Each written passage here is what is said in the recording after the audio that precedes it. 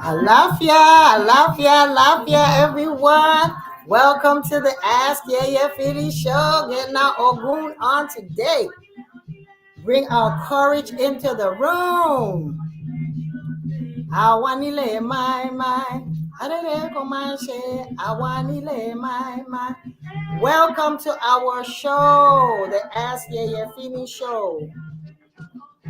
So get your friends, share the link, get everyone in here so that you'll be able to talk with your friends, your family. I know our guest here, Verona, is all the way in the UK, and it is midnight. Only the dedicated ones will be listening to. As well as in the United States, we have Baba Akimbola. So thank you, my guest. I'd like to give a couple of minutes so everybody can come in and feel the energy from the beginning. So we just give thanks and honor to our ancestors for allowing us this opportunity today to be live on this platform created by Ogun, because he's all of this. This is his platform. Sometimes we forget how much we connect to Ogun. As soon as we wake up and we go to the spigot to turn in the water, that's Ogun. We go to his shrine. We go to the bathroom, that's Ogun.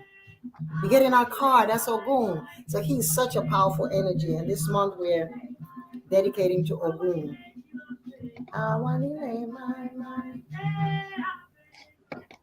So welcome everyone to the wonderful show on Ogun.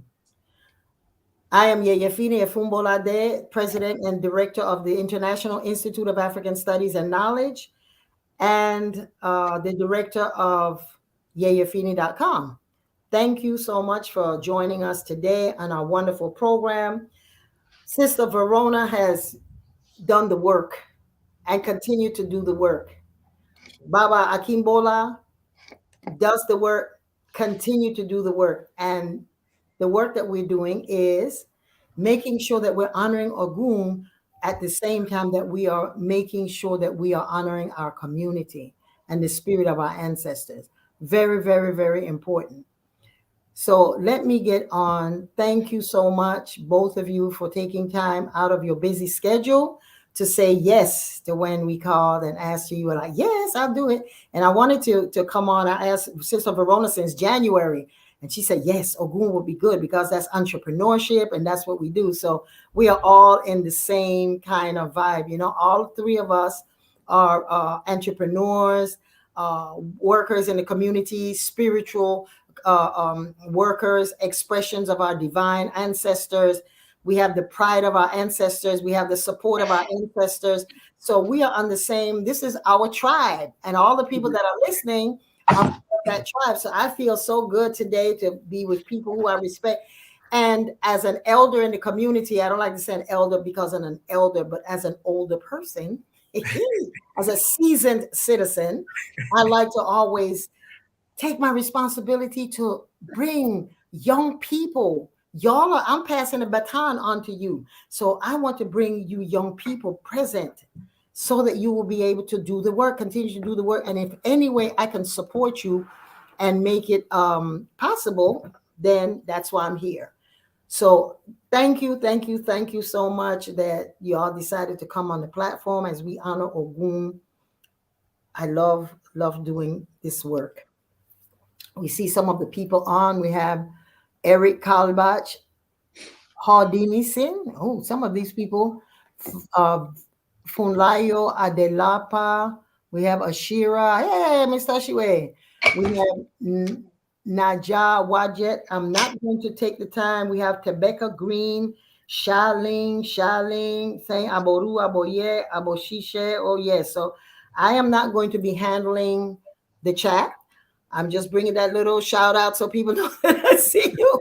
But I can do both of them at the same time. Because y'all know my area is not, mine is the readings and the sacrifices, not handling the computer things. But I'm getting better at it. Because I know you young people always say, no, yeah, press that button.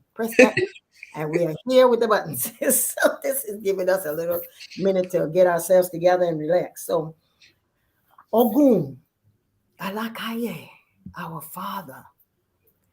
This full moon, this new moon on April the 1st was the time that we honor, of course, the astrological sign of Aries. And this is the time of the year that my institute, my family, we've always, for many, many years, we always worship Ogun. And so in the institute, we have parties, bembes, initiations, all of that is done for Ogun. So through ceremonies, rituals, dances, songs, sacred spaces, we awaken our fire to deliberately create friction in our life, bringing about a new masterpiece for empowerment. Ogun is the Orisha that you would invoke on a daily basis. He's the patron Orisha of surgeons, barbers, metal workers, blacksmiths, mechanics, computer analysts, programmers, network engineers, and those who create new roads like what y'all are doing. These are all areas of Ogun. We sometimes overlook the dependency that we have on him, as I said earlier, because he's manifesting us when we are driving in our fabulous cars. Sometimes we forget to say, Ogun, yeah, Ogun, oh, yeah, and give him a blessing, and to clean our cars periodically with a piece of meat. And when we're taking flights all over the world, this is Ogun that we're getting ready to go into his shrine, that's an altar. So it's during this time is a good time also to keep your cars, do the tune-ups, do all that you need to honor your car, so that when you step into that shrine, that altar of Ogun, you are protected. So one of Ogun's aspects is called Onipori. Oniponri means the iron smelter. One of his praise name is Ogun Onipori Aye, Ogun Onipore Orun, Ogun Oniponi Aye, which means the iron smelter of earth and the iron smelter of heaven. And so in the blacksmith's chamber, that's when I remember when I went to Nigeria, and one of my trips to Nigeria, I went to a blacksmith's, the Ogun shrine, and it was the blacksmith was right there. It was amazing to see that kind of power and strength where he would blow the metal and his clothes. I mean, we were in Ogun's home. It was very, very, very honoring.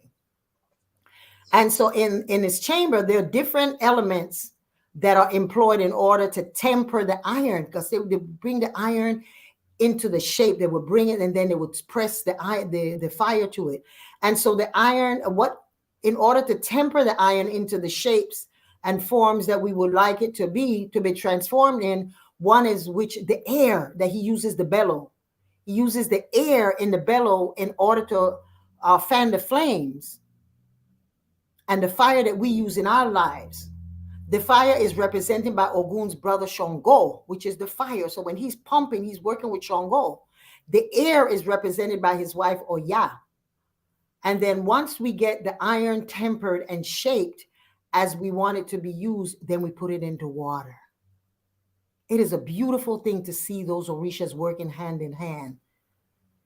And so the interconnectivity of mineral, air, water in our life allows us to appreciate the importance of harmony and balance and interdependence and interconnection.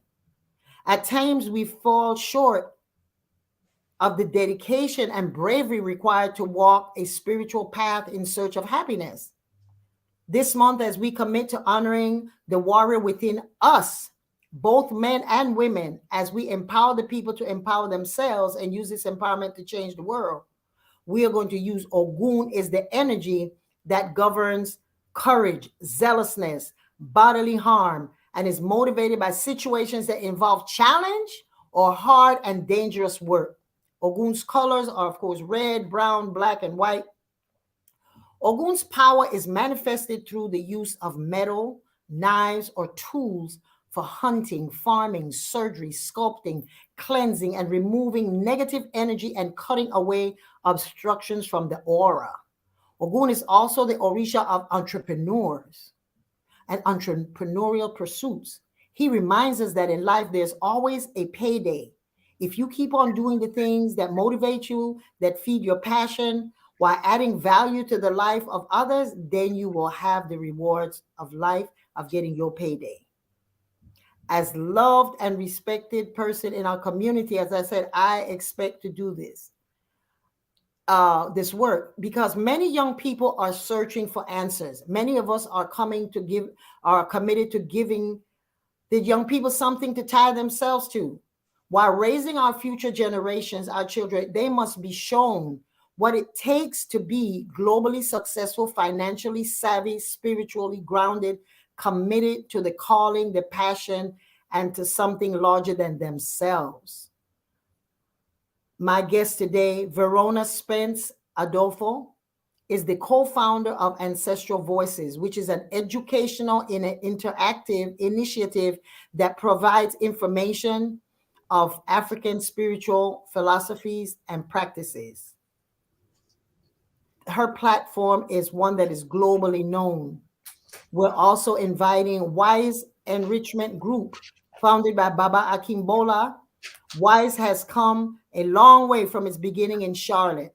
When Baba Akimbola first started, his passion for helping individuals and families drove him to create an intense research and studying and gave impetus to turn hard work and inspiration into a booming resource center.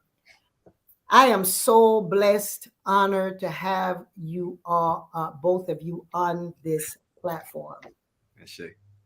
Just, just in love with everything that y'all do. I watch y'all. I watch your videos.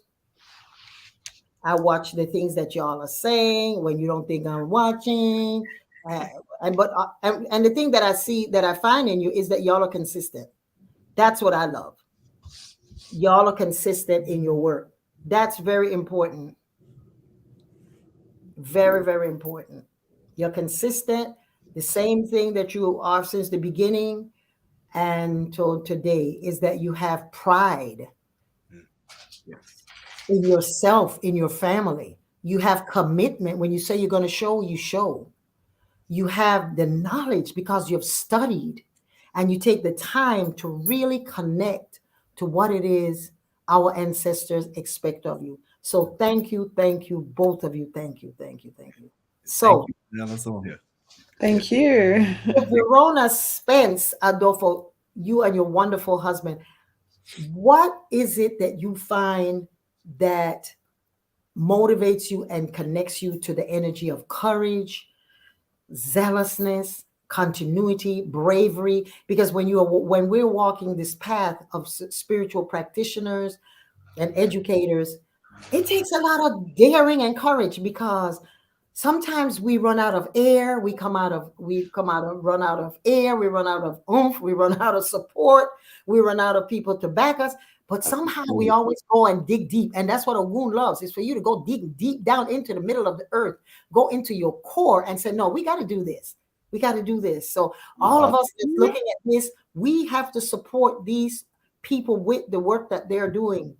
So when we are speaking, please show where they can find to connect to you, and how is it that they're going to be able to contribute and to donate. Because I subscribe and buy some of the videos and look at it and see. What I love about your platform and Ancestral Voices is that some of the things that you're teaching, I'm doing it from the Yoruba perspective, and you have it from a different perspective. And that's what I love, is to see the similarities, that we have more together and connected as well. Because remember, our people were nomadic before it was cut up. And we're not going to talk about the conference that decided that we needed to be governed.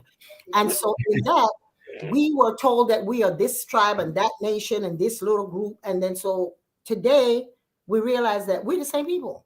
Our ancestors were nomadic. We travel with the animals and with the weather. And so we're doing the same thing. So that's why I wanted you on this platform. As a young person that's doing the work, I love it. Thank you. What is the courage that you find when you're at that last moment that makes you so? And let me say, you are gorgeous. Oh, thank you. So are you, always shining and looking beautiful and radiant. Thank you. But I just want to take this opportunity, first of all, Yeyefini, thank you so much for having me on your platform. I truly appreciate it. I mean, you're talking about me and commitment, but you've been doing this work for years.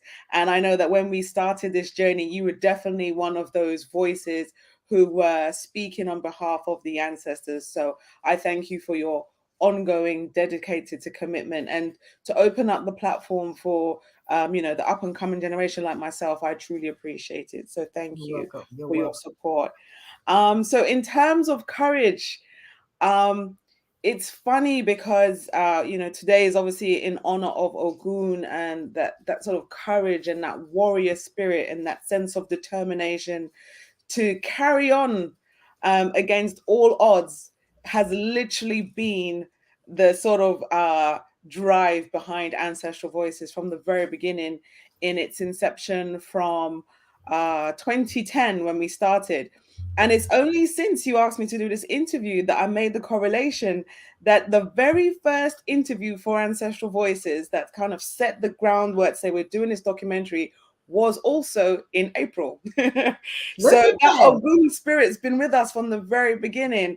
And I can honestly say, and for people who have known me before this Ancestral Voices journey till now, it's like something changed within me. Once I started to come into insight and some of these teachings that were just so mind blowing at the time, because I'm so used to being told that, these African teachings are evil, backwards, primitive, something to stay away from.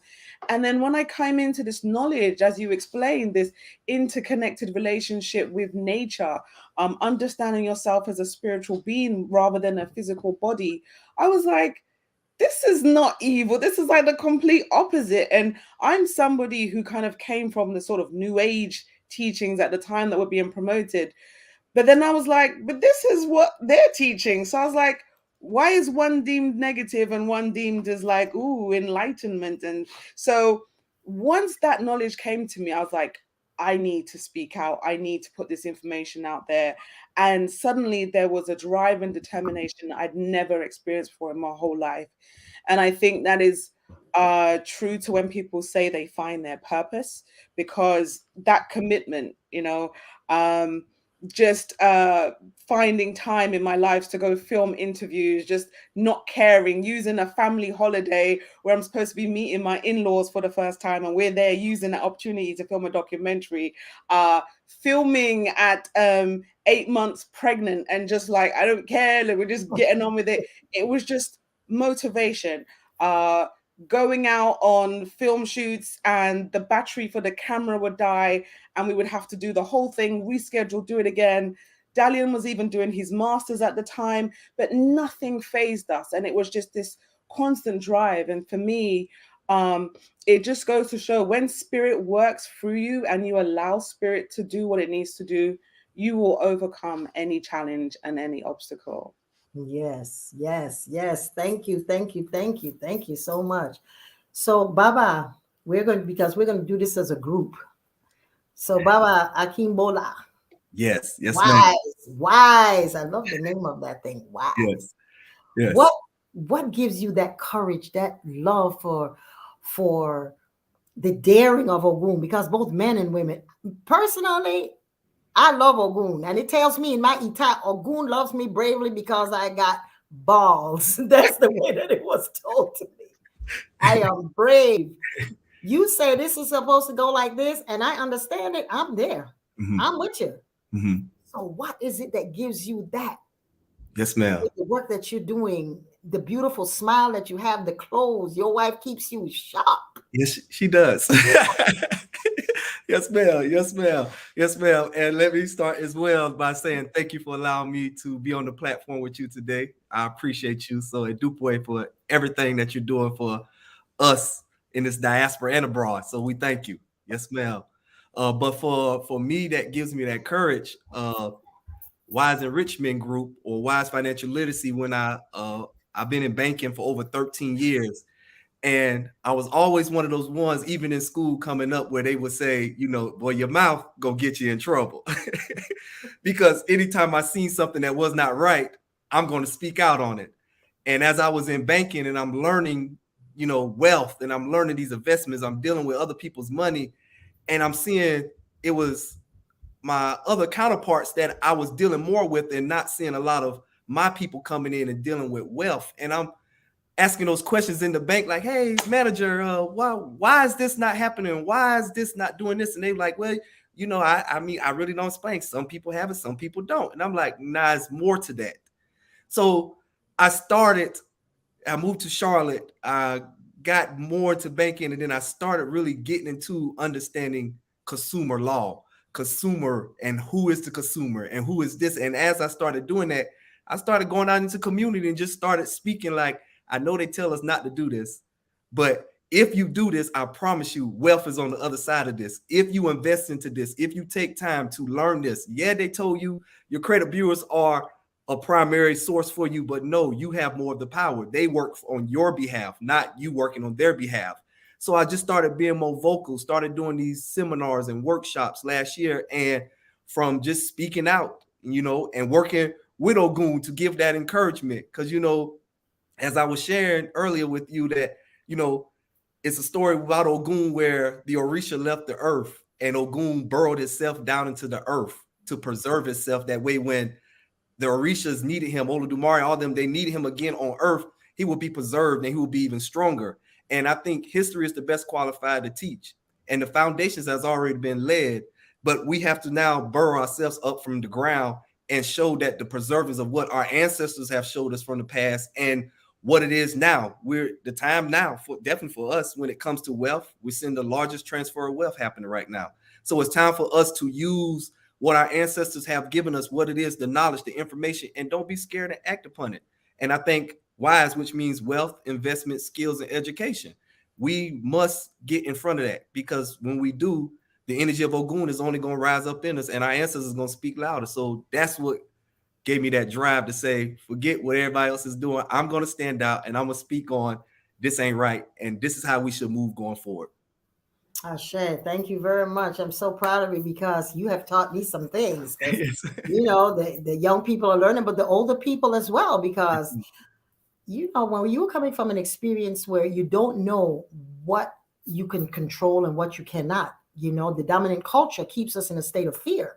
So we are always feeling like, okay, let's get the answers from the census. Let's get from the analytics that they did. They did not analyze us.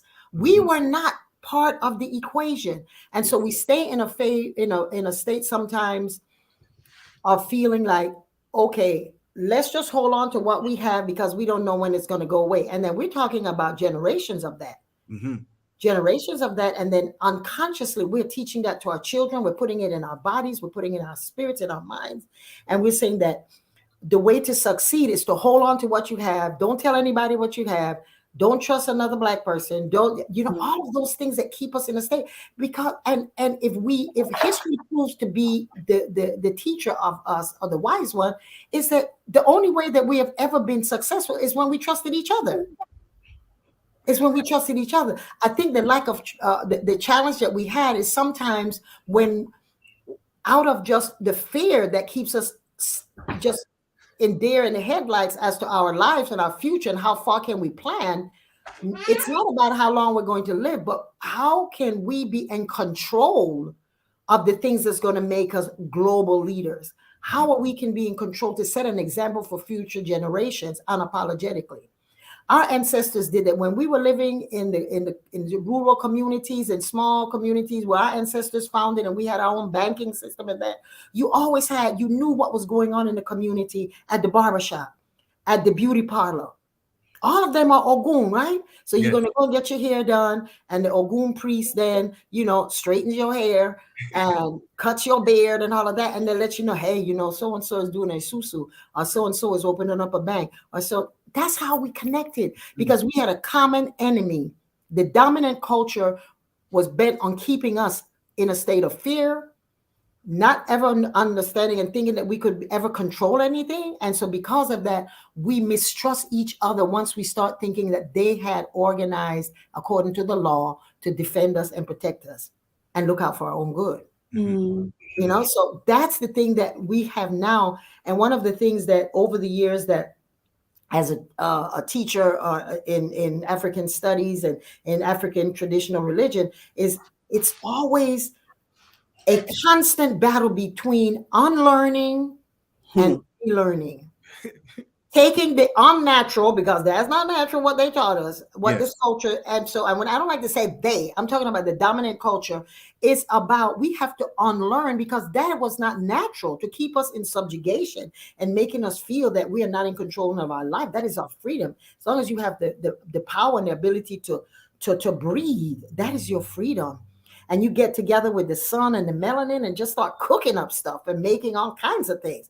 And so that's one of the things that I see, that the same time that as teachers and you all as empowerers and those who think big and are doing great things for the world, that everybody knows you.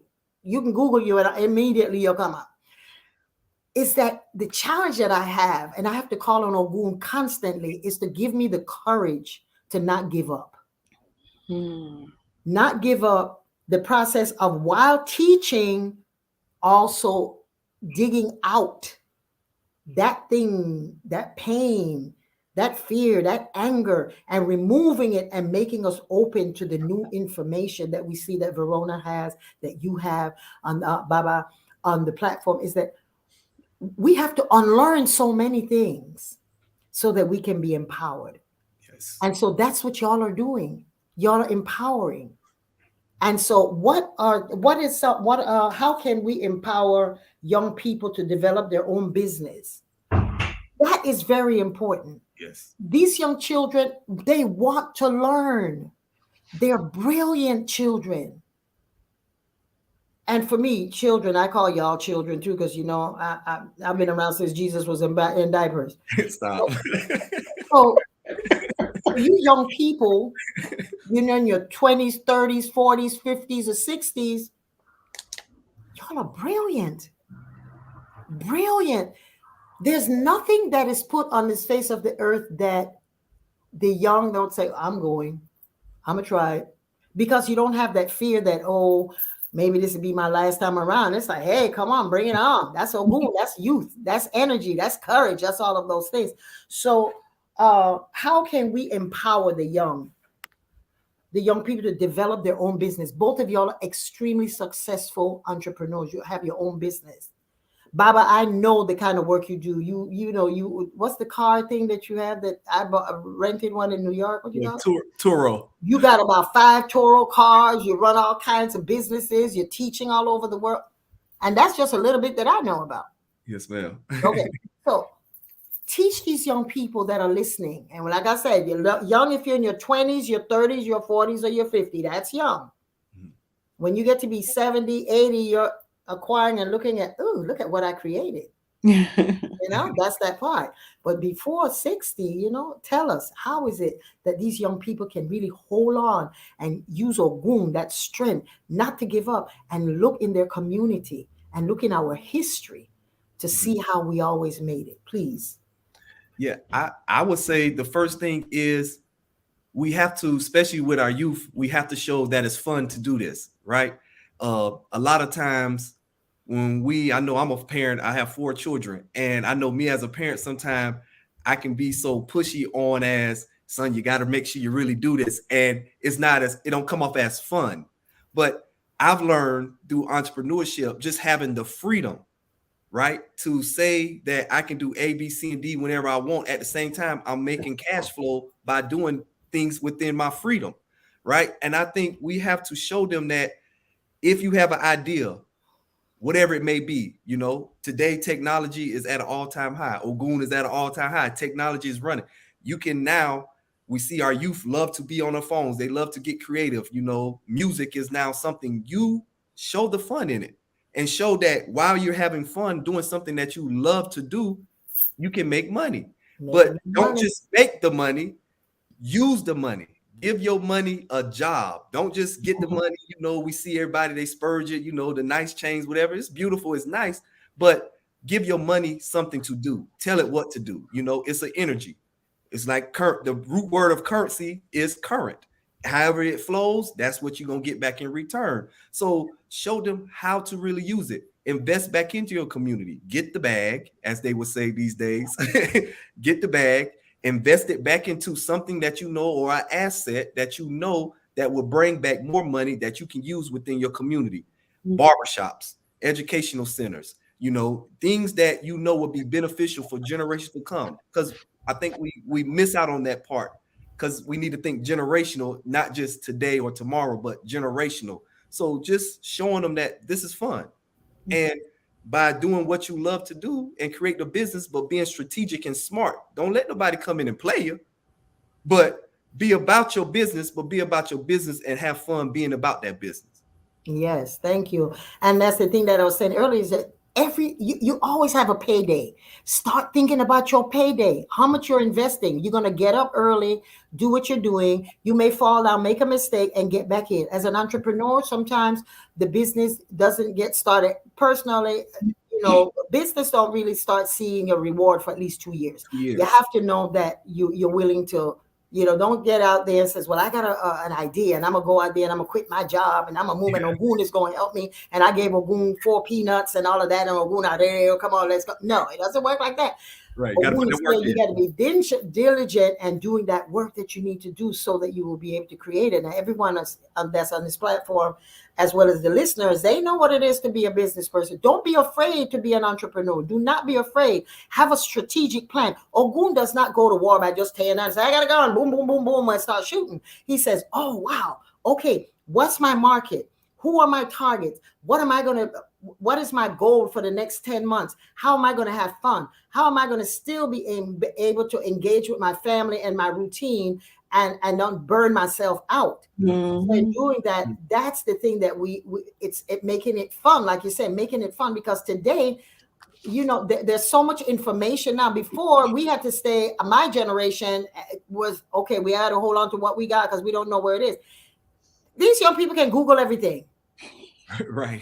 They can Google everything. They can tell you how to take a piece of something, open it up. That's the new God, is Google. And so with that being said, all you young people from 60 on up, you have the opportunity to remove the fear. Google it, find out how many people in your neighborhood need this, blah, blah, blah, blah, blah. And that's the way that you're going to do it. Make your money work for you. Mm-hmm. Give it a job. Give it a job, like you say. Thank you. And there's so much information that stuff that's out there that making you believe the illusion that you don't have any money. And the latest thing is, like you said, the gold chain that is destroying your value. That's when Verona's platform comes on to give you the information, the education of what our ancestors used to do. So Verona, please, how can you share with us? How can you empower the youth to be an entrepreneur like you? As you said, you would have the baby, all of that. How is it that you could do that?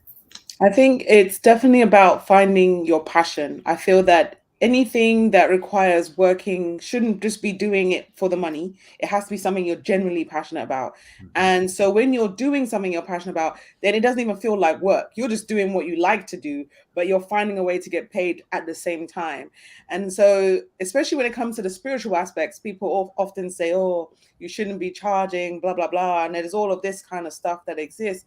However, I think we should understand, if you're providing a service to somebody and somebody respects that service or sees the value in it, then they shouldn't have a problem reciprocating.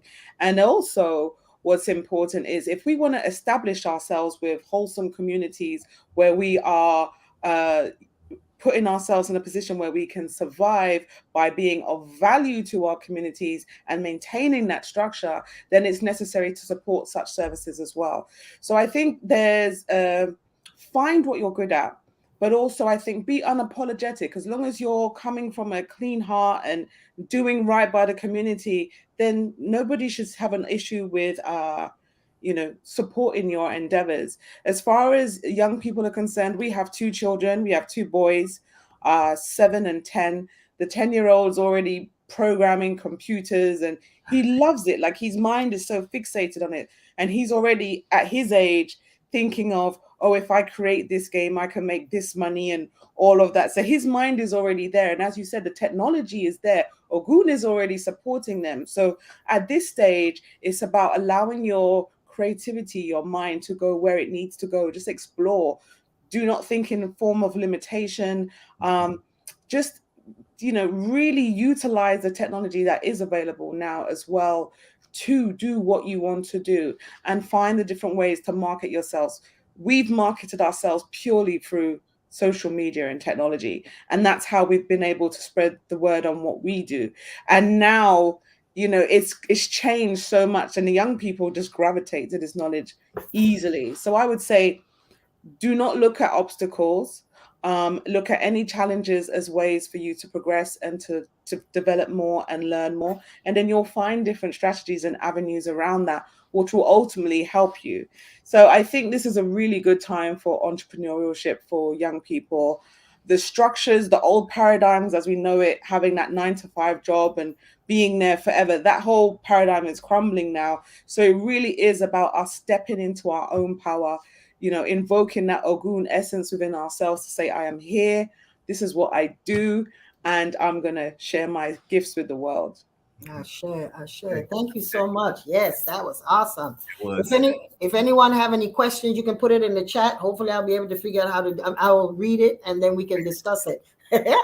When you were speaking, I was thinking of when you said that your son is doing all of this, the entrepreneur things, the beauty of the young people is they're very, very curious. Mm-hmm. They're curious. And as parents and grandparents, our job is to make sure that we are in tune to what it is they are curious about. Mm-hmm. Don't just leave them there as the new babysitter. The computer is not the new babysitter, and then you don't know what's going on. Mm-hmm. And then you're wondering why the child is failing in school, and you think that something is wrong, and then they're going to give them some kind of diagnosis. Come to find out, if the parent was engaged and interested and see where they're going, you can make it fun, number one, but also number two, you are learning from them. The new world, because after the turnaround, which what I call this time the turnaround, after the universal timeout of COVID, we had enough time to know that the past 2 years, our children are different. Mm-hmm. Our households are different.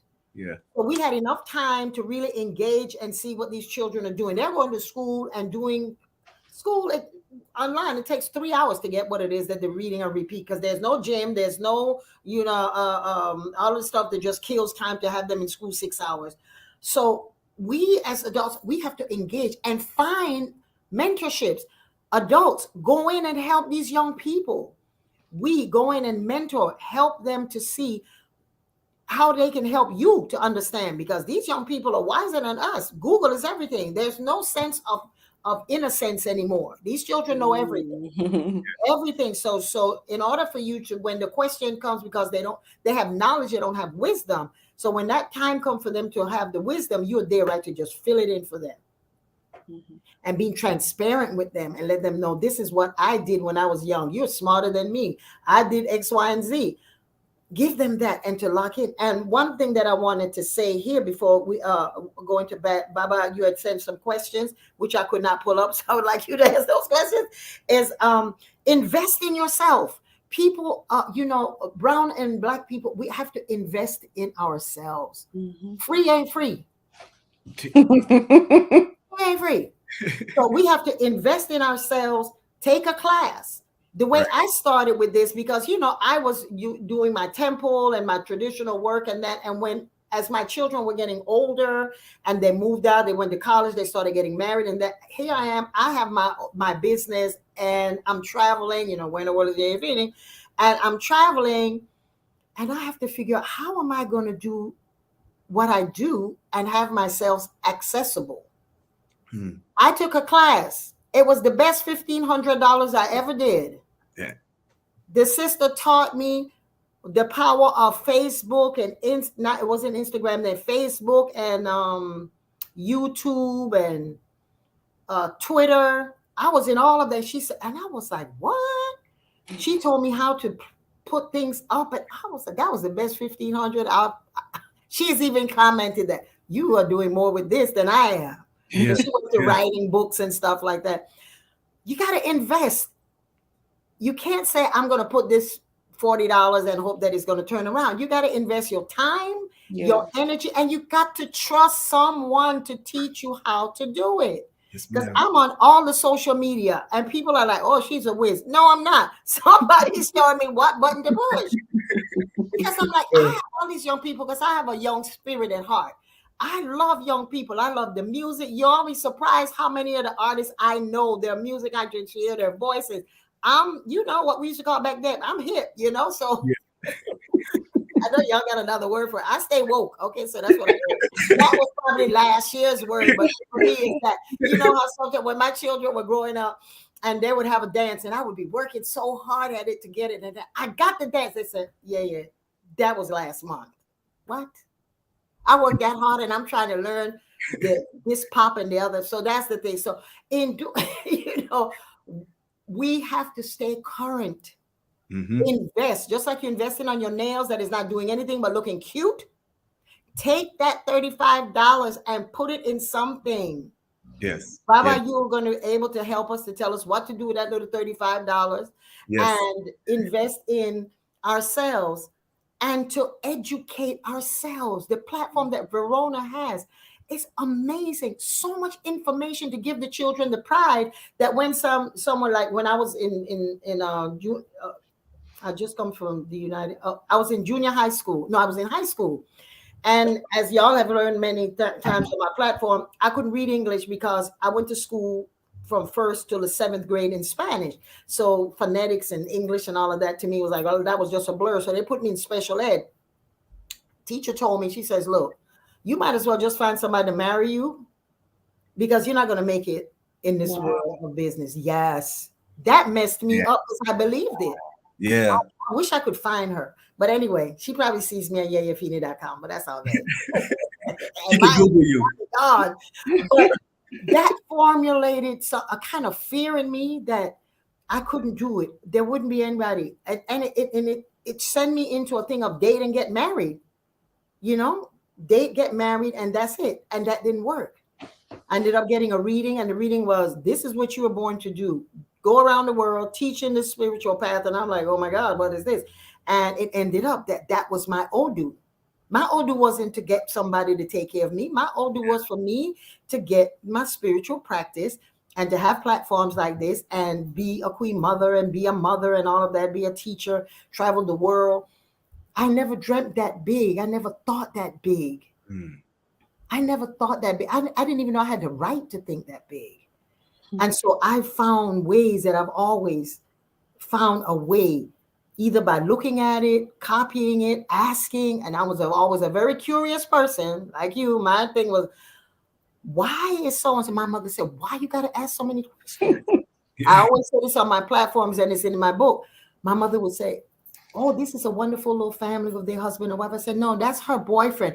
Her father lives in another city. And when he comes down, the boyfriend can't be there. I knew the people's business.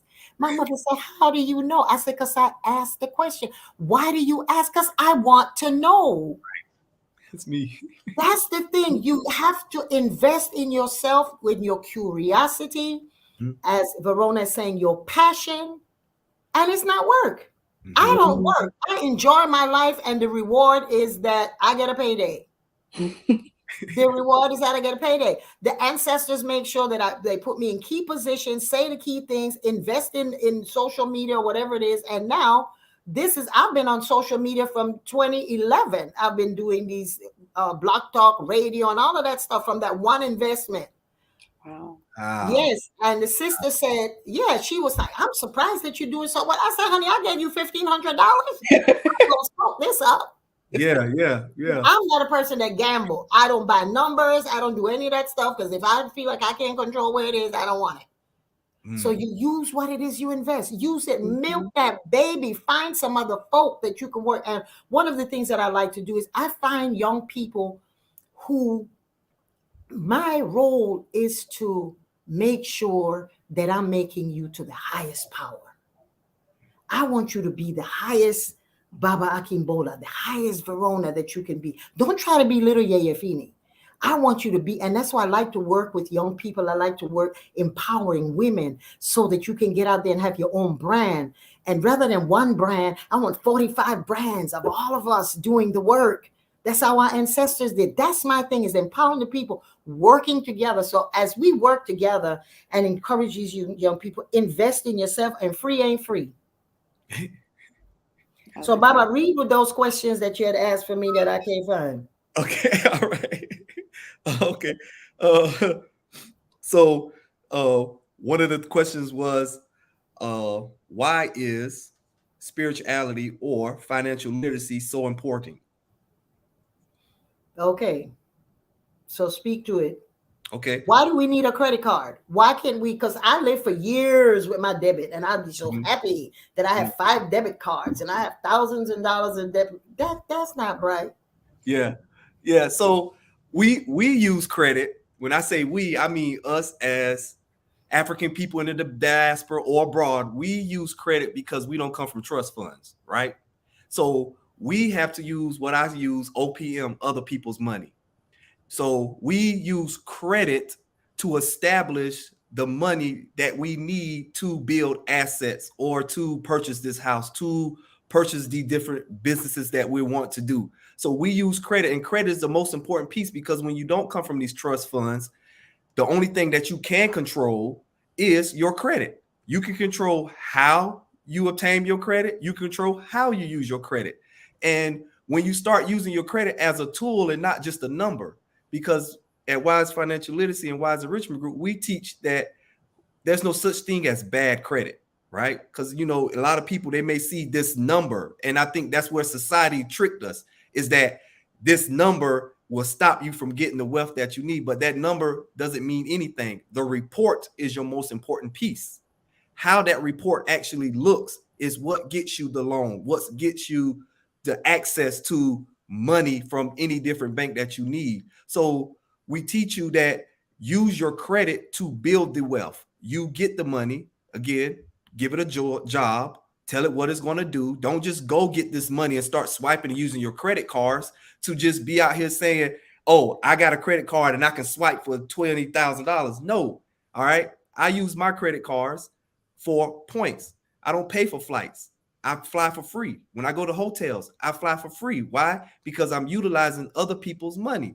I know that, okay, my mortgage or my rent, I'm going to pay it anyway. My light bills, my water, I'm going to pay that anyway. My car note, everything, I'm going to pay that anyway. So why not use a credit card that's saying, hey, if you swipe my card, for every dollar you spend, I'm giving you 5% back. I'm going to pay them bill anyway. Swipe. So now I'm telling my money, I know what I want to do for it. I'm not just getting credit cards to go in these stores and use it to look nice. Why not use your cards or your credit to allow you to use those points turn into dollars?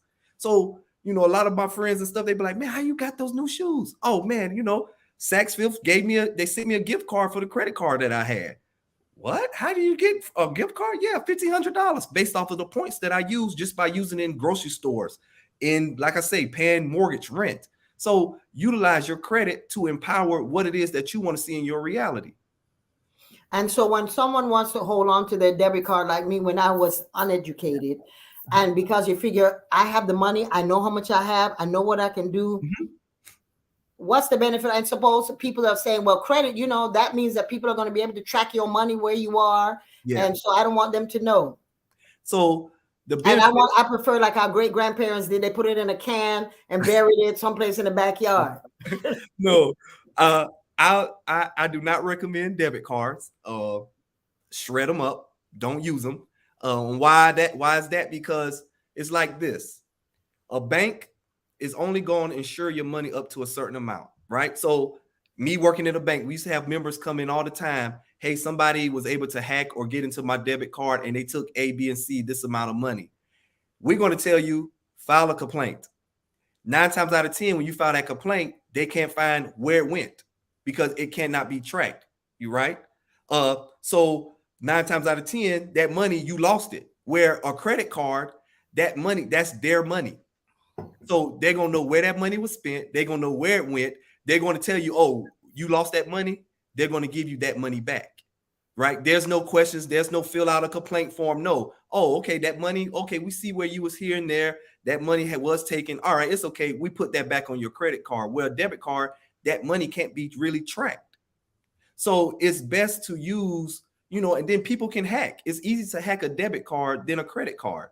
You know, you can go, and that's tied to all your money. If you have a bank account, that debit card is linked to all your money. That's your everything. You don't want anything that's linked to where somebody can wipe you out in 20 minutes or so.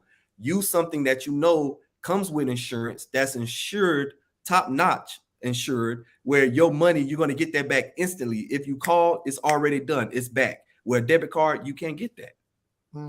Thank you. Thank you. That is Yeah. powerful information. That's why I wanted you here, because this is like, oh, the way he left his bank, he trained people. I'm gonna tell you business, Okay. trained people, and after they trained the person, he was so good. And the person that you know the system. Once you Yes. train, they get the person of color to train, and once you've trained, then they get their cousin to sit in. This bold young man said, "I quit. I'm done," Yeah, I'm done. and set Yeah. up his own business. Good, good, good.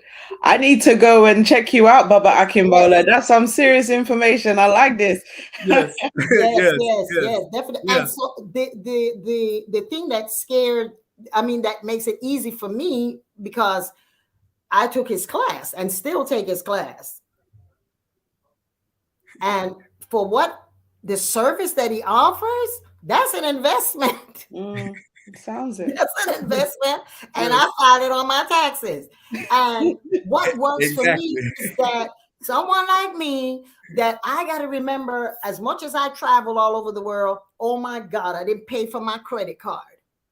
What you saved me, and I love you for it. You let me know that I can have automatic pay for my credit card automatically. Yes.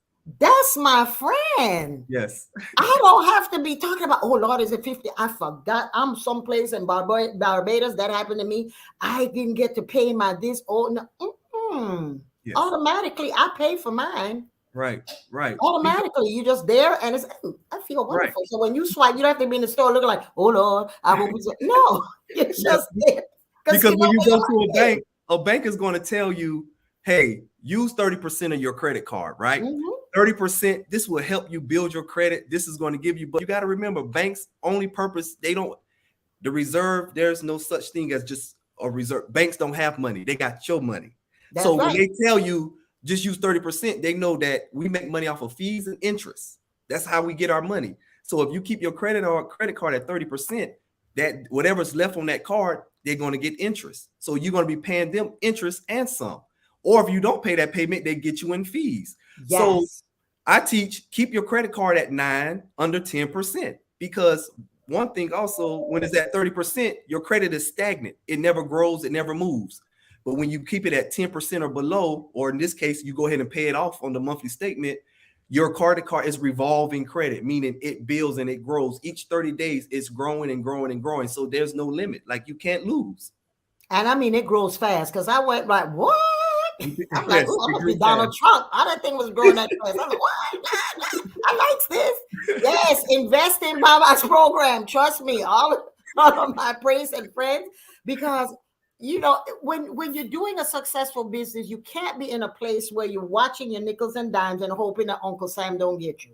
Pay your taxes, people. It's going to come. You got to do it. Know how to use them. Right, exactly. So that you can won't continue to be used. Right, right. And if I can share this, yes, understand this is a corporation. United States of America. It's United States of, that keyword of America. So understand that this is a corporation. So in order, you know, I'm not going to get into politics, but as we see our previous president, what his power was, is that he understood that I work up under a corporation. And in order for me to move and get the access, the man don't pay no taxes. Why?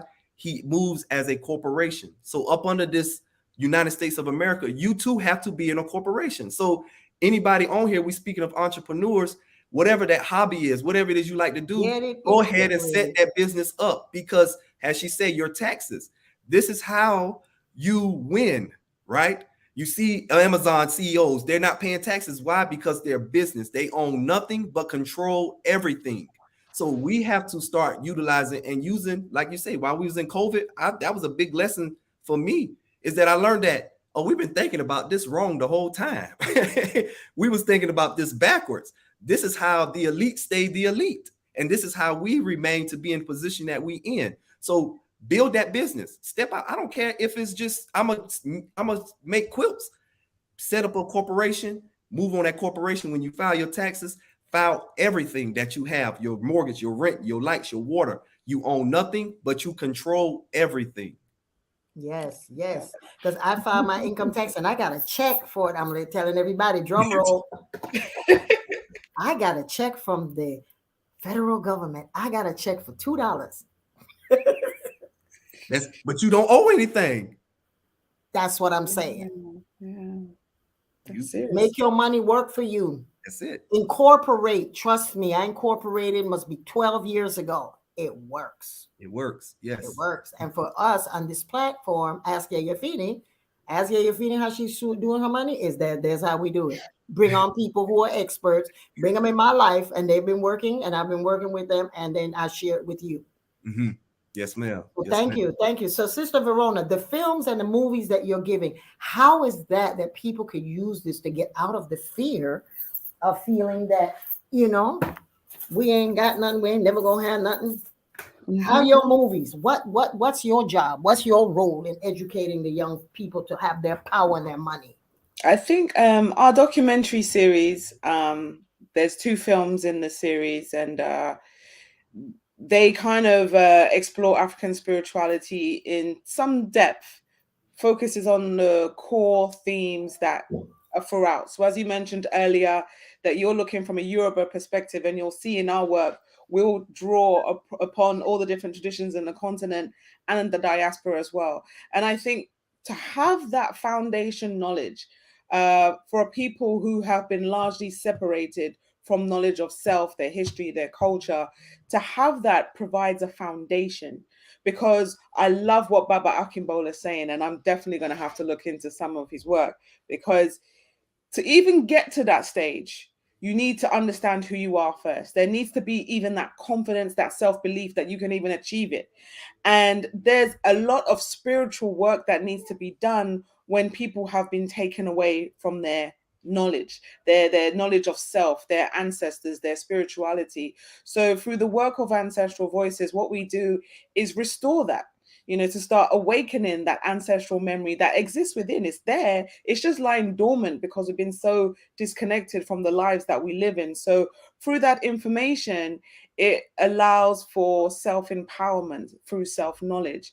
And once you have that grounding, once you have that confidence, once you have the strength of your ancestors and that spiritual army that exists around you, then you can start to be a force in this physical realm. And so it's important to be able to have that balance of the duality that takes place.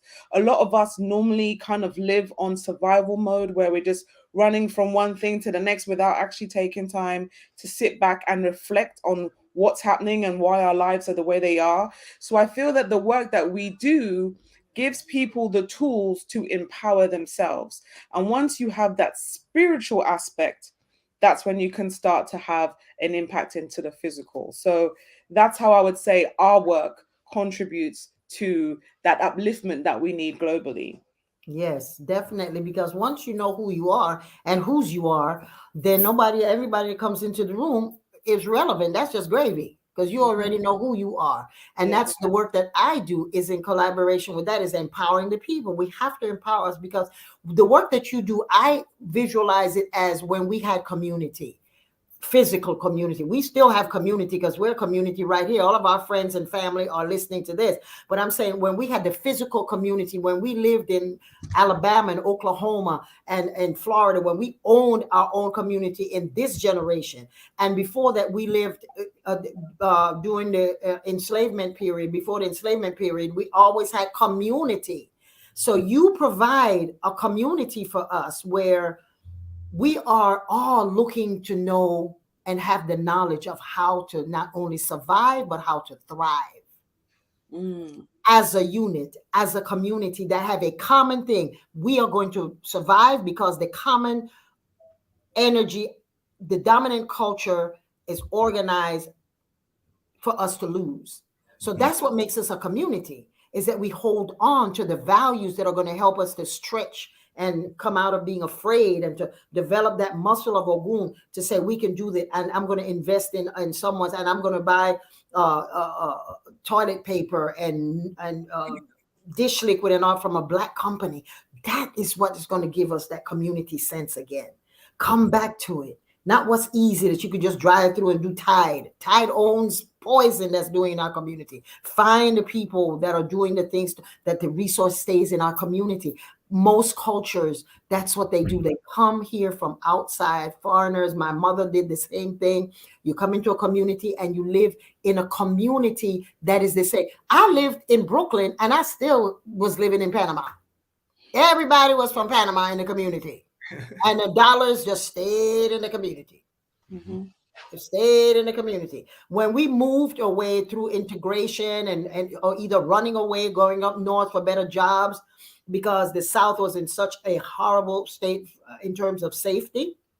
A lot of our families left the South, went into these big cities to make money, and that's what the collapse of our family. When we had integration, we lost the mom and pop little business on the corner. Yes. So you create this community, Verona. So God bless you for bringing us the information that you bring, and now they have other platforms that are doing other things like this. That's just keeping us engaged. And every one of them, I want to put my little dollar in there just to support. Sometimes I don't even have time to watch the video, but I'm like, if I'm putting $20 in here, I know it's going to make something that is going to give. If each one of us put $5 in there, you're going to be able to get the other videos and get the people and that kind of thing. So we have to create that community that is already here. We have it. And with the universal time out, that was a blessing because it gave us an opportunity for us to realize, I got more time than I know what to do with. A lot of businesses started during the corona. Because people had so much time to reflect and say, okay, I don't have to go here, there, and there. They got that money. People got money. Invest in yourself. I know that. All three of us, our heads are going like this. Because that's what you did. At the beginning of this whole corona thing, I said that this was God. We getting up every morning and saying, oh, I hate my job. I don't want to do this. The children are saying, oh my God, I don't want to leave my mom and daddy every day to go to school. That energy went into the universe and created this thing. I don't care if they call it that, wear your mask or whatever. I'm not political. I'm not a doctor. I'm just saying that we got exactly what we wanted and what we deserved is to sit yourself down, look to the corner, sit still and figure out how when you come out. This is the turnaround time. That's what I call the turnaround time. Because in the third grade, when you were cutting up, the teacher said, stand in the corner, face the wall. And when you come out, you tell me, what did you learn? That's what we did. Yeah. What did you learn? You learned that I got more time that I know what to do with. So with that extra time, when you can go to work with a shirt and jeans on the bottom or a shirt or panties or shirts and drawers, and you're doing a Zoom, you don't have to get in the car. You don't have to pay no insurance. Three of my friends got rid of their cars during the corona because they said, I'm not going anywhere. I'm paying for something that I'm not going anywhere. So if you have all of that, you realize, wow, that's motivation for me to do all that extra time that I want. You could either make some money, give your money a job, or you can give Netflix the third degree of subscription. And you're just killing out your brain cells and still broke.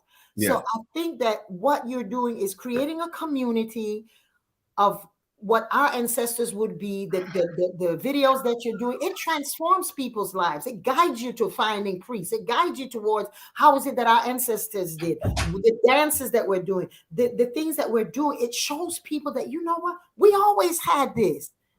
Let's compare and see. We always had this. So take the value of it and know that they didn't invent nothing. They mean the dominant culture. They didn't invent this. And just as we study you, Verona, everybody studies us. They see the latest dance. They say, They do it and they call it, oh, look what, you can go to class and get this so-and-so. What? That's what we did under the street lights. I watched that thing with President Obama that did this thing where your tongue, all of they criticize him. Everybody now is doing the book. Come on, we got all kinds of things.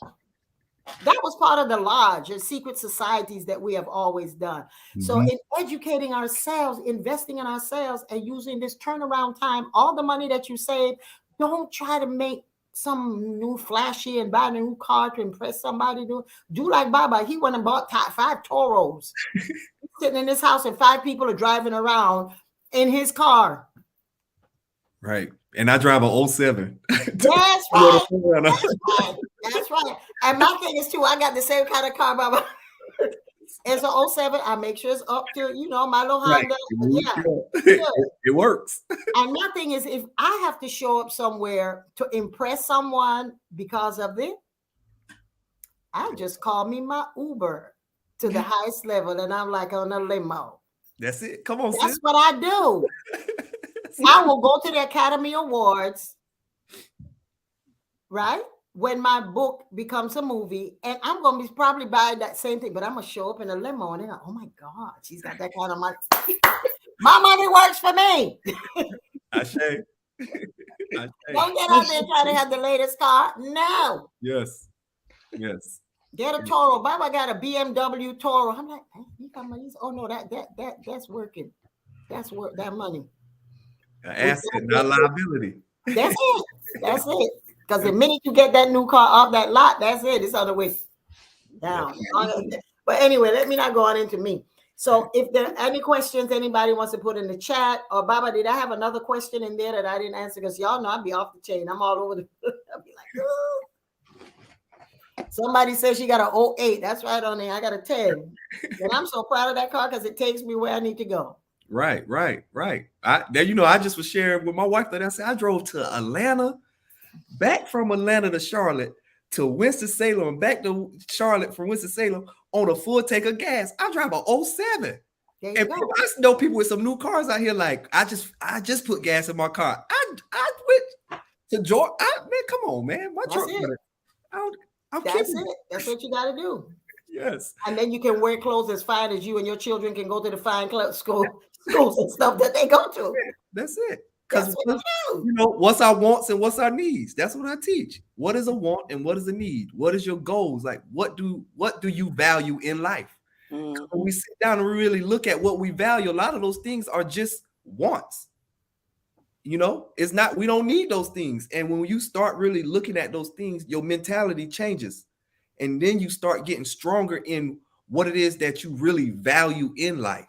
And as we know, spirituality, like we all speaking here, that, with the platform, spiritual, what is the value? What did our ancestors value? What time with family, making sure that generation to come that we gonna have everything we need. So when you work good financially, spirituality is going to be in alignment too. Everything is all connected and in line at the end of the day. I share.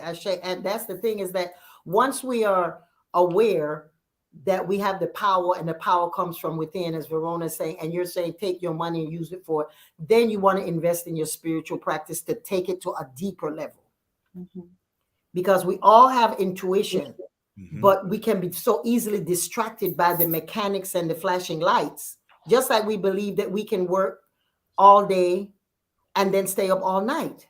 The birds have more common sense than us. They know that you need to have 8 hours to sleep. And then, so we have all of these electric lights, and most of us are wearing glasses because we're just burning the retinas out, burning our eyes to fake lights, fake food, fake water. So when you say, what are your wants? We need to ask ourselves, why do you want that? Yes, and that's where the spirituality comes in. Why do you want that?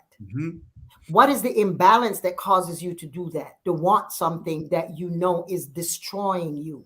It's cutting your generational wealth. You're cutting off what it is that, how is it that you're going to live the next 10 years if the economy goes bully wild? That's what are the wants? And if you just want something because it makes you feel good, then you definitely need some spiritual counseling. You need to get a reading. You need to get some ritual. You need to go to yeyefini.com on my YouTube and get some of those free washes and baths and stuff that I do. And that's why I said I do so many free things. It's that this is a way for you to get the power so that when you sit down, you're like, I don't need that. Why do I need this? And so that's, you want to invest in the deeper understanding of why you want and what is it that you do and what it is that your ancestors will back you with. And once you know how to set up a way of communicating with your ancestors, then you can ask them. This is the only religion, Ifa, traditional African religion, be it Condomble, Lukumi, Shango Baptist, whatever, as long as we can communicate through divination, it's the only faith that you can ask God something and it's answered right away. The only faith. Yes. The other faith is you just hope and pray that God heard you. And you said, Legba, did you ask? He said, no. He said, oh, okay. Can I give you something? He said, we on, brother. You go to your ancestors and say, should I invest in this? And they said no. You say, okay, that ain't, because just as they told you no, you say, okay, something better is coming. Yes. And then the right thing comes and you throw, and they say, that's what you want to invest in. Mm-hmm. And that's how we succeed, is by knowing who you are, knowing that you have the potential and the ability that when the lights outside called the sun comes into your melanin and transform your godliness into understanding, then everything that comes to you is God. But you got to make sure that when you check with those OBs or your ancestor shrine, or you throw in divination, you're asking not, is it mine? Because you have choice. Is this the right time to get this that I want? Yes. That's the thing. And that's what this faith does, is when you get a class where you know how to ask God, the thing you always ask is ask this time, at this time. That's why there are Odus, over 300 Odus to tell you that's not the time. Be patient. And if you can't be patient because you have a want more than a need, get a head feeding. Ask Yeyefini, how can I do a head feeding? You don't have to be a priest to do a head feeding on yourself. Get a head feeding. Tune up your chakra points the way our ancestors did. And then you come out the next morning and say, what was I going to do with that? That's crazy. Right? Yes. Or Yes. and find out what stage of your life you're in. I have the class on the 9 souls, but also the 12 tests of life. The age that you're in, what can you use that you have used before in a different way? And why is this happening to you now? You can come into that vibration and know that this is what you need to go to. So open your eyes to that. If you're 70 like me, you are opening your eyes to find out what is it that I am going to be able to leave to the younger generation. As long as you're thinking that, you will have long life, because you continue to have a purpose, and the ancestors will tag you as one of the minions that I'm going to make sure that they stay here on earth. That's what helps us, is when your life represents the ancestors filtering us to allow us to live longer, rather than sitting around saying, oh, well, I better go get my potato chips and my chips and what. No. Take off your subscription to Netflix and go sit someplace and do some little baths and stuff. And I mean, I watch Netflix too. This is not a commercial. But my thing is, be selective. Be selective, And so God is telling us, if you know what you want, I will tell you when it's available to you through the ability to ask with 4 pieces up. You can ask with 3 pennies as long as it has a right and a left.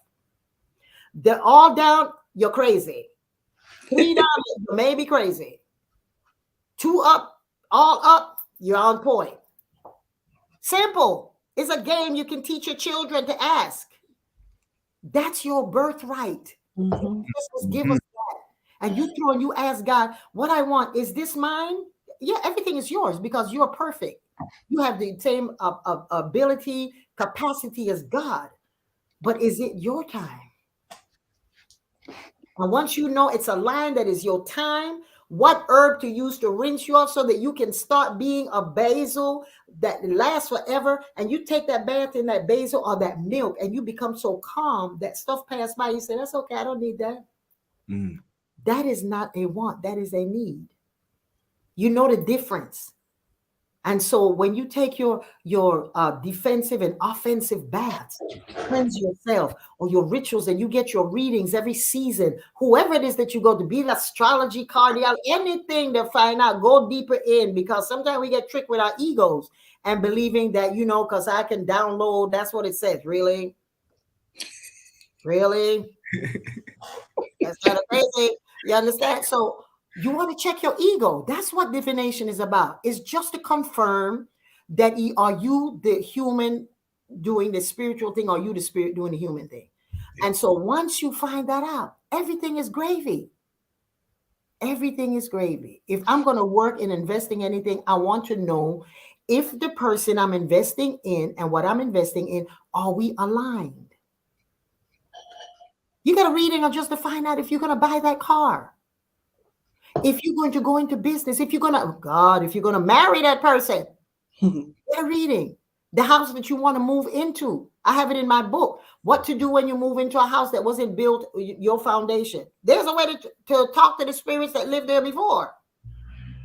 You don't just roll up in it. Oh my God, I love this. Someone called me the other day and says, "Oh, I'm looking for a house and I want to go and look at it first." I'm like, with these eyes?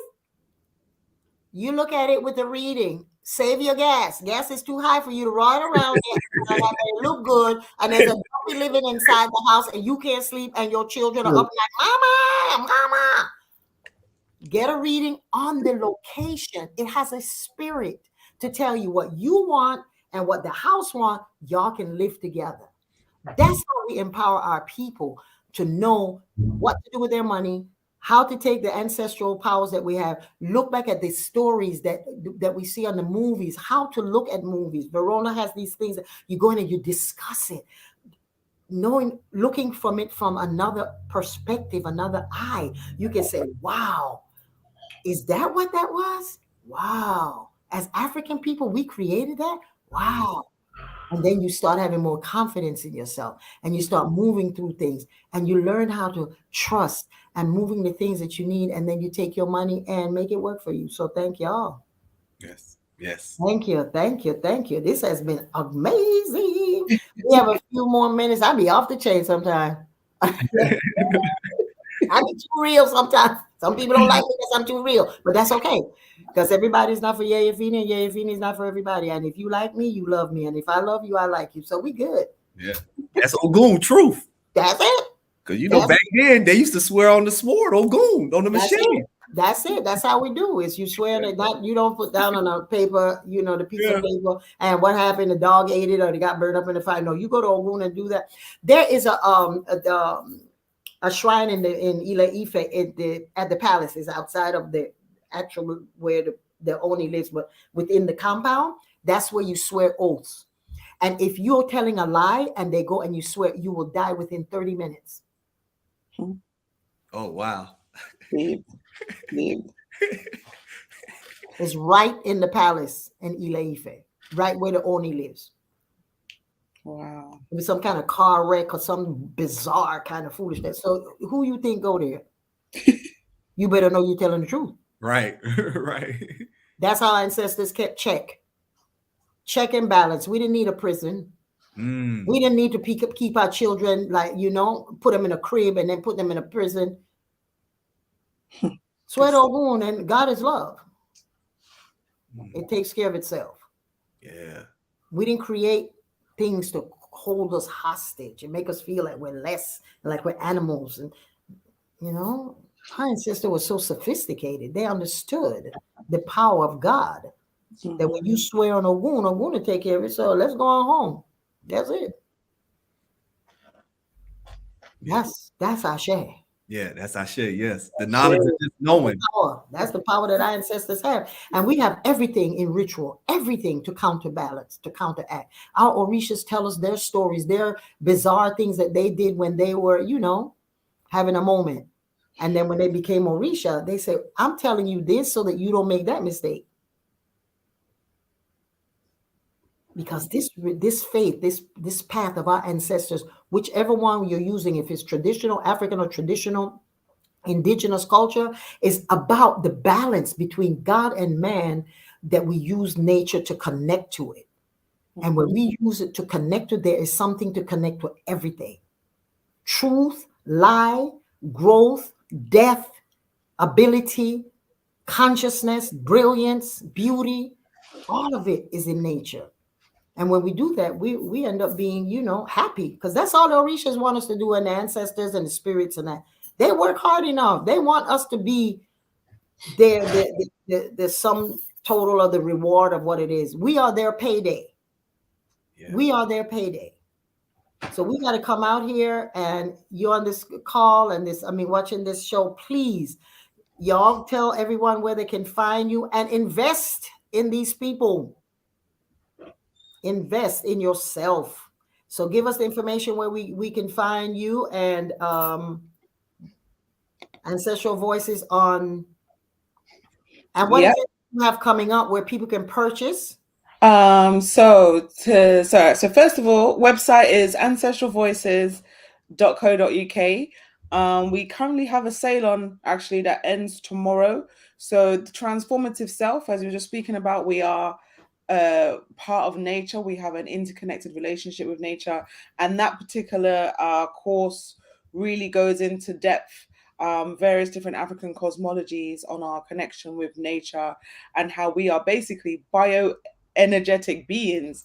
And so it explores what Western science is now speaking about, but obviously as African people we knew about ages ago. And so it's exploring that from different cultures, including Bakongo, Yoruba, Akan. There's various different cosmologies covered. So if anyone is interested, that's Transformative Self on the Ancestral Voices page. Sale ends tomorrow, so get in there. One of the things that I would like to say also is that use these videos and that you have access to share with your family. Mm-hmm. Family night. Take Yeah. it to your schools. Take it to when you and your girlfriends or your boyfriends or y'all hanging out, your homies. Take it and learn something rather than discuss what the Kardashians are doing, because they're taking their money and putting it where you are buying. Mm-hmm. Yes, yes. So buy it, use it, share it in your homes, at your temples. You have a movie night, get the popcorn, all of that. Okay, thank you so much for that. Baba, where can we find you and get into your class? The classes Yes. are good, affordable. They're Yes, cheap yes. as a pedicure and a manicure. Yes, ma'am. So you can find us. Our website is www.wiseenrichment.com. We're on Instagram at wise_LLC. And this month is financial literacy month. So we're doing each week this month, we'll be doing live webinars. So when you go on our Instagram at wise_LLC, if you go in our link tree, you can get access to the Eventbrite to get on our webinars. But we're breaking everything down from budgeting mindset to understanding your personal credit and understanding who you are, meaning I am a person, I am credit, I am the creditor. Bureaus are not bureaus. They are only reporting agencies. We break down exactly who you are in the eyes of the law. You know, you are the reason why banks and this government can fund and give money out, or as we see now with everything that's going out, it is you that give the power, because I am a person. I am the original creditor. So we teach you those laws and how to counteract what they tell you it is, and how to go about and get the money that's owed to you based off of understanding your personal credit and how to use that. And then we're teaching business credit the third week. And on the last week, we're teaching you in life insurance and how life insurance is a vehicle that can sustain you for generations to come, you know, using whole life or universal life insurance that give you a death and a cash benefit. And based off of that, you can create your own bank within your own family. So your families don't have to go to the Bank of Americas and Wells Fargo's. If you understand and utilize that vehicle of life insurance, that's a bank that you can use. You know, a lot of millionaires or these elite that we know, how are they funded? Through life insurance policies. Banks, JP Morgan, Chase, Citibank, how were they all started? Through life insurance. So we teaching that this month in financial literacy. So when you go on our Instagram, click the link tree, get in. The webinars are free, right? Like, and I'm one of the ones, I learn it, I give it to you. I don't hold nothing back. So get in the classes, and I love to see everybody on there. Yes, because your win is my win. We winning together. We got a common thing that's against us, which is the established culture. Someone in this other Facebook is asking, can you repeat that again? How can we get because I can't find how to type it in the other Facebook. Okay, what's that? Your website? The website is www.wiseenrichment.com. And we are also on Instagram and Facebook. Instagram is wise_LLC, and on Facebook is Wise Enrichment Group. Okay, thank you. And Verona, yours is ancestralvoices.com UK. Ancestralvoices.co.uk. Mm-hmm. That's right. So, because I can't type there and do all of this. So, y'all got it. Good. Okay, well, thank you so much. In closing, say something, sing a song, give a story, whatever you want to.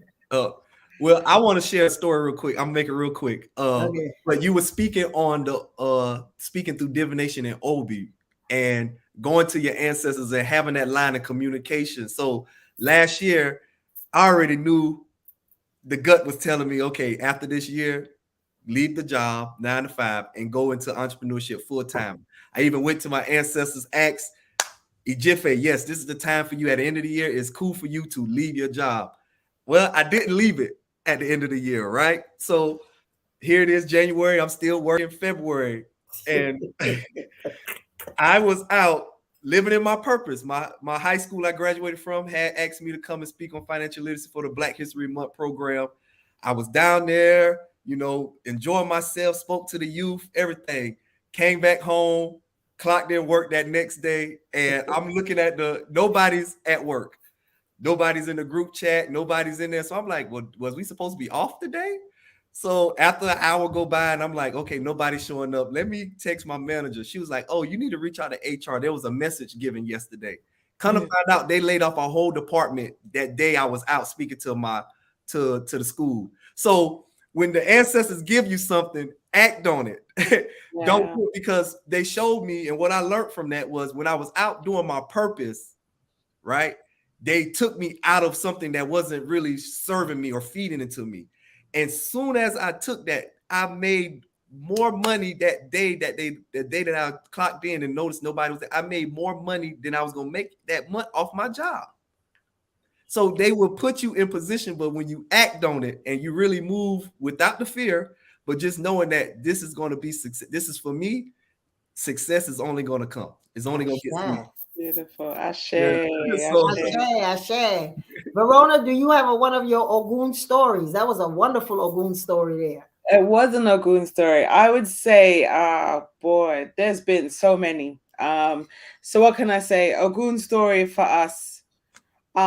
Yes. So the sequel documentary, which is called Spirit is Eternal, when we first done our first Ancestral Voices film, we didn't think there would be a sequel, but by the time we got to the end, we were like, you know what, there's so much more research and knowledge we've come into, we have to do this. Little did I know at the time that it would take me 5 whole years to do this process. In this time, we ended up having another child and everything, like just dealing with life and dealing with finances. But that, once again, that perseverance, it's like, okay, so how can we do this? How can we physically put together a documentary that involved traveling to South Africa, traveling to, where else did we go? Brazil, and all these different places, Haiti. How could we do this, maintain a family, and still being able to financially do it? And so then it is where the Ogun strategy started to come in. Then a friend of ours spoke to us and she said, well, why don't you release a part of what your vision is, like a section of the documentary, and then use that to fund the remainder of the film? And we're like, wow, that's genius. And the thing is, sometimes you can't even see things, but as I mentioned earlier in the call, these challenges actually act as ways for us to tap into ourselves to find the solutions. So even though they appear as problems and obstacles, they're actually little initiations, you could argue, that really make you think and challenge yourself to rise to that situation. So by using these little strategies, releasing a pre-release segment of the book, the people who obviously were in the content, they supported that, and by them supporting that, the vision, and seeing it, we were able to go on and complete the film. So a 5-year-long journey, if you set those little milestones, you are able to reach the end. So that would be my Ogun story. And for everyone who's listening today, I would just say, follow your passion. There will be naysayers on your journey. There will be people who will look at you and be like, why are you doing that? But you know what? If it feels strong for you and that's your passion and your drive, go through it. Keep striving, because you will reach your end goal. And that Ogun spirit lives within all of us. And I think now especially, it's really important we embrace that energy within us. Yes, thank you. That was awesome. Yes. And this is Ogun's month. So because April is Ogun's month, I have a couple of rituals that I have that I did in my work on my website. You can go on my website under my blog, and you can get it under yeyefini.com. Go to my blog and you will be able to get the ritual. The ritual is take a large green candle, the one in the jar, rinse the outside of the jar with fresh cold water, wash the lower half and the upper half, proceed to write an affirmation of what your work, your job, your position that you want to receive and put the paper under the candle and allow it to burn for 7 days. Every morning, every night before going to sleep, say the affirmation or prayer request. Something like, I am ready and open to receive my blessing, which is, and you state, I want to have a new assistant that is going to help me and has the same vibration or whatever, whatever. So after the 7 days, a bath should be prepared with a bucket of water, white flower petals, half a teaspoon of honey, and the water from a coconut that has been broken and the liquid poured into the mixture. Proceed to pour the mixture after you have showered as you normally do. You will make the mixture your final rinse while giving thanks to your guardian spirit, your Ori, your head, your guardian angel.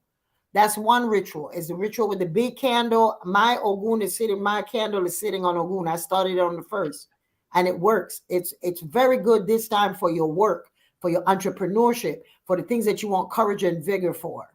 And then the second ritual is to take a raw piece of meat, rub palm oil, honey, and liquor on it, and pray to Ogun for your protection.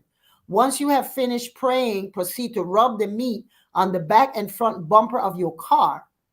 Wipe the hubcap of the cars as well, all 4 of the hubcaps, and ask for Ogun's blessings for safety with the vehicle. Once you finish, you throw the meat in the woods so an animal will enjoy it. And that's the protection ritual and the ritual for work, to receive in your work. I love to give rituals because it allows us to shift the energy of believing that we can't get that job, or shift the energy of believing that because my family didn't have it, I can't have it, or shift the belief that because last month you tried to get the application in and they didn't accept you. So you shift the energy and you go in again. It shifts the energy of believing that, debit cards is your power, and then you shift the energy, and here you come on this platform, and Baba Akin is telling us, get your credit card and let it work for you. You do your ritual shift, cleaning us. That's all it is. It's shifting us and making us align with Ogun. Ogun is not in your little pot. Ogun is not in the earth. Ogun is a manifester of everything that we have that requires engine and fire and motion. Mm-hmm. So do the rituals. It works. Trust me. Everything that I say and I share here, I do them myself. This is nothing that I hope that it works. It works because all of y'all know where to find me if it didn't work. Work the rituals, and the rituals will work for you. So that's my take on. Get some rituals, shift some energy, pay your taxes, get your money to work for you, cut up the debit cards, make sure that you're getting automatic, payment every month. Don't go anywhere. And then that takes your credit score. My credit score is so high now that people want to, they even giving me credit cards. Ashe, that's Please take one. Please take one. So it's okay to have 5 of them. So you do eeny, meeny, miny, moe. Which one you're going to do for the grocery? Which one you're going to do for this? And you're good. Yes. And you're good. So see, I'm a good student, Baba. Yes, I know. I see you. I see you. Yeah, so thank you everyone for coming on, and thank you so much for just loving yourselves enough to want to share, and loving the world and the community, and take the vibration to God, that may Ogun just listen to us. May Ogun just transform our lives right now, tomorrow, and the next day, and the next, for the entire month of April. May Ogun just show us his power, and by protecting us and going into the woods and creating new avenues of entrepreneurship, new ways of explaining ourselves to ourselves, new ways of finding love and romance, new ways of opening up new jobs, new ways of traveling and getting the work that we need to do, new ways of going just create just a highway that the only address that it has is ours, that is going to take us places. Ashe, ashe, ashe. Ashe. Yes. I could have done the prayer in Yoruba and all that. No, we speak in English so we can understand, so them prayers can go right into our spirit. Okay? Ashe. So thank you. Corona just crack it up. Thank you. Yes, someone said they didn't know that it was Ogun's month. Yes, follow yeyefini.com, and every month is something. Next month, we're going to do Shongo. Yes, the one that lets you take your crown and put it on yourself. Don't wait for nobody to give you your crown. You already have your crown. You just have to recognize it. All of the month of Shango will do is let you find some more diamonds to put in that crown. So that's what we do. And every month is a different Orisha. We start with January as a legba, opening up the year. February, going with Olokun, looking inside and seeing all of the things and the power that we have with our melanin, because that's the Orisha of melanin. And then March, we had Oshun. Some of you saw Oshun. We were in the park just blessing God for the ability for the water to feed us through streaming. And then today we have Ogun. Then next month is, and then after Shango, we have Ifa. Ifa is June. Know why you came. Know your Odu. Know the things that you should never do because that your taboo. Know that. July, then we have Yemanja. Go back in and connect to your mother. Mother's Day is not just a day that you give her flowers and then you treat her like a dog the rest of the year. Do Yemonja. Awaken the mother in you. That's July. Then August, you have Obatala. Going in 8th month and just focus on how you can transform yourself. Make yourself big. Right? September, then you go to Oya. Change. Cut all of the stuff that you have because the fall is coming. And in there, you're doing your detoxing. Right? And then you come out of that. And then October, we have what they call Halloween or All Souls. Then you connect to your ancestors, to your Egungun, the ancestors. November, you clean up all of the stuff that you didn't do. And December, come on and get Baba Luaye. Baba Luaye says, hey, clean yourself up because you're getting ready for the new cycle. So everyone, if you don't know, go on yeyefini.com, look on my blog. Every month we have it. Sign up. Get your newsletter. I only send a newsletter once a month. I don't fill you up with all kinds of, hey, look at this. No, we don't do that. No, we just do the newsletter, and that's it. So thank you, everyone. May you continue to be blessed. May Ogun continue us to look so fabulous as we are. And we thank Ogun for this beautiful computer and this system that it did not fail. And I didn't have a producer, and I did it myself. Well done. Y'all have a blessed evening. Odavo. Oda. Whatever. Y'all have a good evening. Come on for this one. Finish here. Yes. And this one. Where we go? End broadcast. End broadcast.